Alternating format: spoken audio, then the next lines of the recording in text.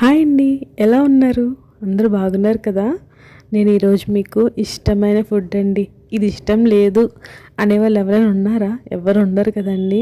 అదేనండి, పప్పు టమాటా చాలా ఫేవరెట్ కదా చాలామందికి.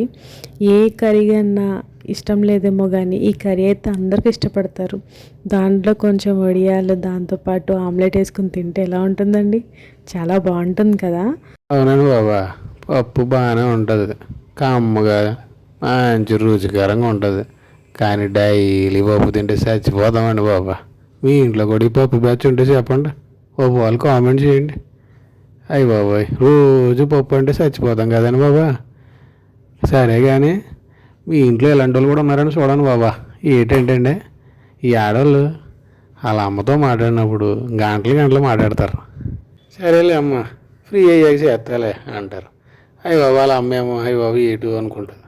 మనసులో వచ్చే ఆలోచన ఏంటంటే నా కూతురు కనీసం ఎన్ని పనులు ఉన్నాయి ఏంటో అని ఆలోచించేస్తారు.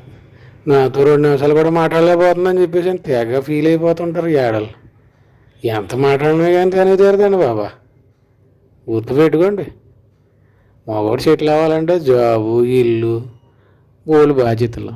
అదే ఆడళ్ళు పెళ్లి చేసుకుంటే చాలు, సింగిల్ సెటిల్మెంట్ వాళ్ళది. ఏమంటారు చెప్పండి. అంటే ఇవన్నీ గుర్తుపెట్టుకోండి.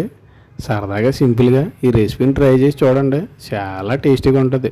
బంగారు చేతితో లైక్ చేసి సబ్స్క్రైబ్ చేయండి.